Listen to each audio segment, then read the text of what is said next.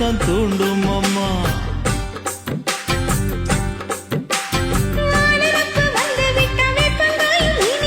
வானரப்பு போய்விட்டா செங்கரும்பும் கசக்கும். கட்டி வைக்கவா தலைவன கலசம வணங்கிடவா.